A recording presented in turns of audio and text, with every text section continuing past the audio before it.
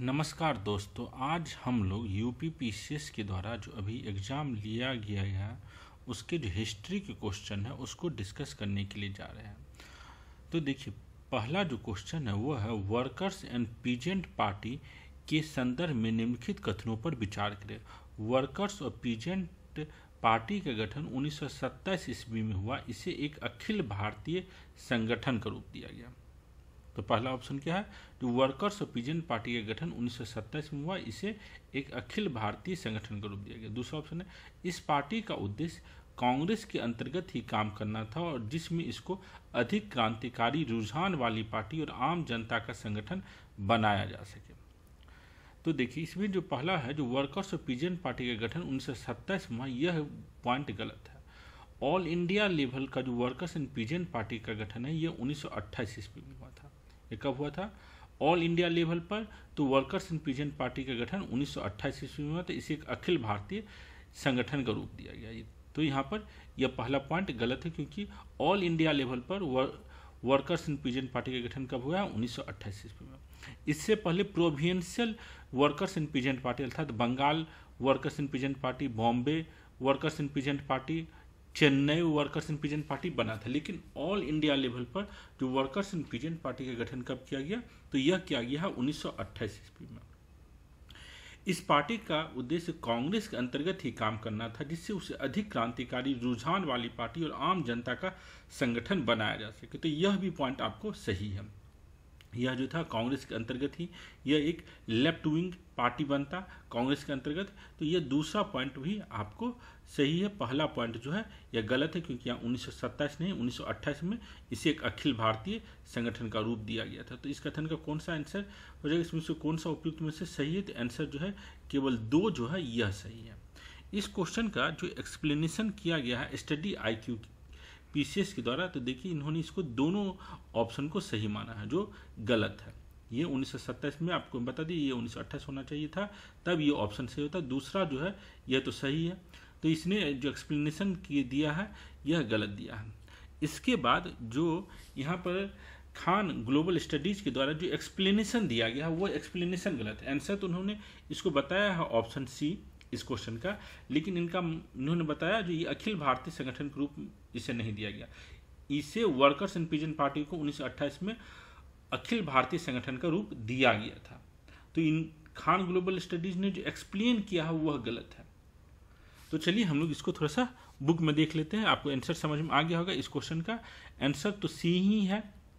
तो देखिए, सबसे पहले जब हम लोग कम्युनिस्ट पार्टी के बारे में पढ़ते हैं भारत में, तो थोड़ा सा उसका बैकग्राउंड हम आपको बताते हैं। सोशलिस्ट पार्टी के बारे में जब पढ़ते हैं, देखिए भारत में जो पहला इंडियन कम्युनिस्ट पार्टी है, याद रखिएगा इंडियन कम्युनिस्ट पार्टी कब बनता है? तो 1 सितंबर 1924 को यह भारत में पहला कम्युनिस्ट पार्टी है।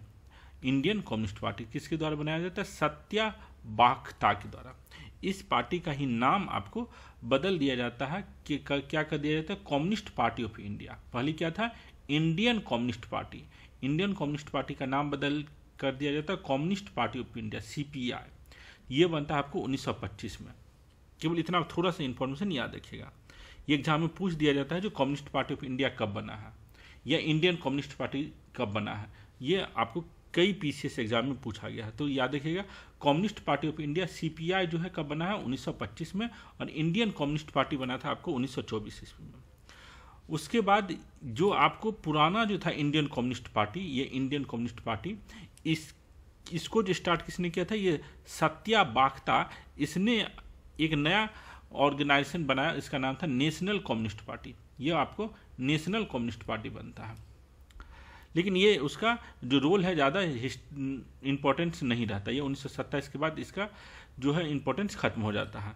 मेन जो कम्युनिस्ट पार्टी, जो सोशलिस्ट पार्टी को हम लोग को याद रखना है वह है कौन सा पार्टी?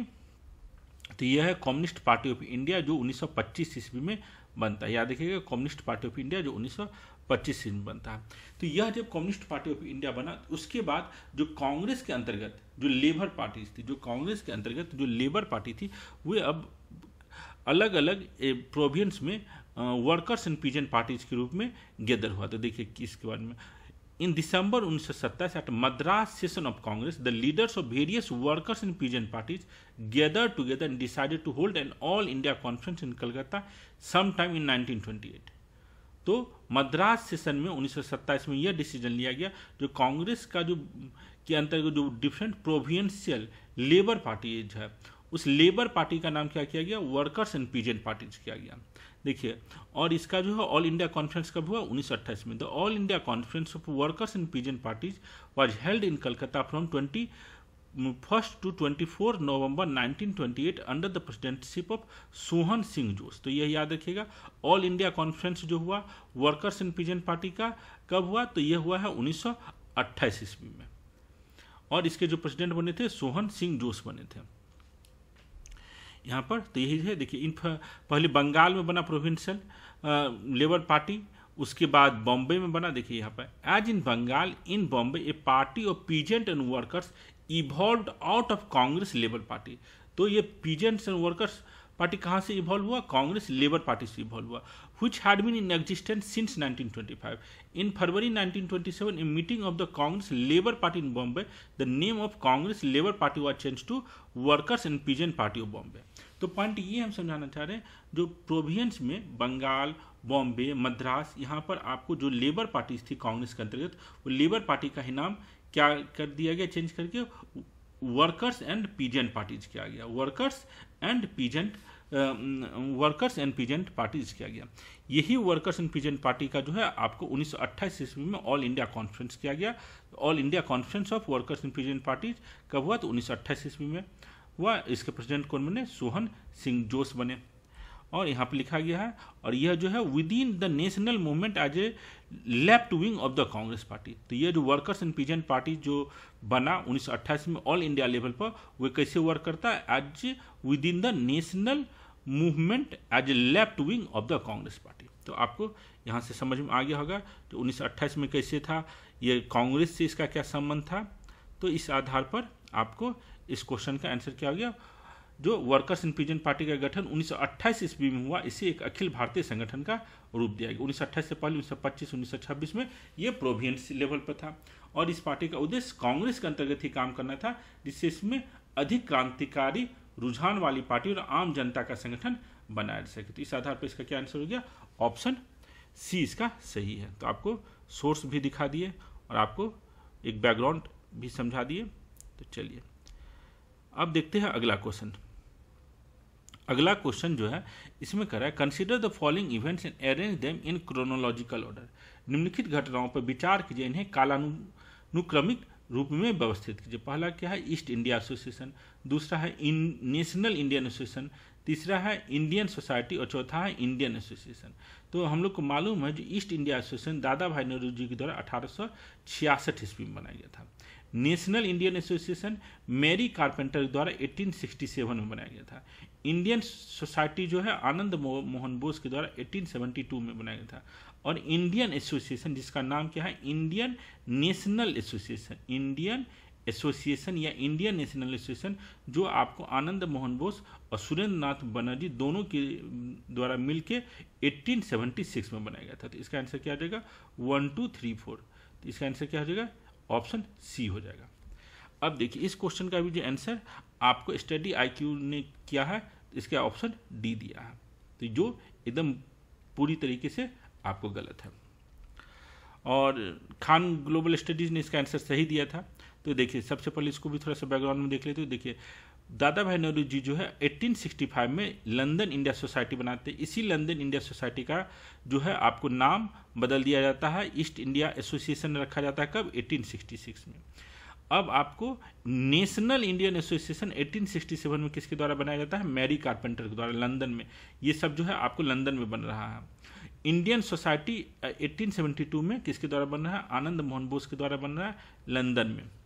और उसके बाद 1876 में इंडियन एसोसिएशन या इंडियन नेशनल एसोसिएशन किसके द्वारा बनता है, तो 26 जुलाई 1876 को सुरेंद्र नाथ बनर्जी और आनंद मोहन बोस दोनों के द्वारा बनाया जाता है। तो इस आधार पर देखिए आपको लंदन इंडिया सोसाइटी सबसे पहले कब बना था, 24 मार्च 1865। इसी ये कब तक चलता रहा, तो 1 जनवरी 1866 तक चला। और यही एक लंदन इंडिया सोसाइटी 1 जनवरी 1866 को क्या बन गया, ईस्ट इंडिया एसोसिएशन बन गया। देखिए, the East India association was founded by दादा भाई नौरोजी इन 1866।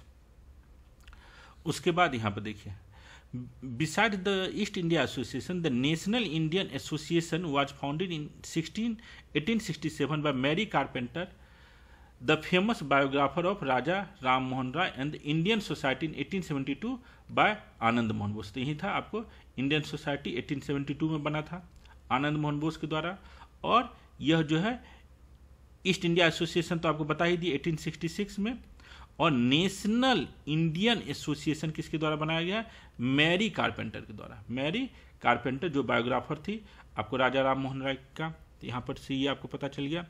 उसके बाद जो है यहाँ पर ये देखिए 1876 में जनवरी मंथ में आपको कौन सा ऑर्गेनाइजेशन बनता है, तो यह आपको 1876 में जनवरी मंथ में जो ऑर्गेनाइजेशन बनता है यह है नेशनल एसोसिएशन, इंडियन एसोसिएशन, या इसी का नाम क्या है, इंडियन नेशनल एसोसिएशन। इसको बनाने वाले कौन है, तो दादा भाई नेहरू। इसको बनाने वाले हैं सुरेंद्र नाथ बनर्जी और कौन है, आनंद मोहन बोस। तो इस तरीके से ये 2 क्वेश्चन का जो है आंसर आपको समझ में आ गया होगा। हमने आपको सोर्स के साथ भी दिखाया, और यहाँ पर इस तरीके से देखिए जो अलग अलग जो कोचिंग इंस्टीट्यूट की जो है वहाँ पर बहुत सारा गलत भी इन्फॉर्मेशन दिया जा रहा है, और आपको सही इन्फॉर्मेशन बुक से समझना होगा। अगर थोड़ा सा भी यह दोनों क्वेश्चन अच्छा लगा होगा डिस्कशन, तो ज़रूर वीडियो को लाइक करें, चैनल को सब्सक्राइब करें। देखने के लिए बहुत बहुत धन्यवाद। Thank you.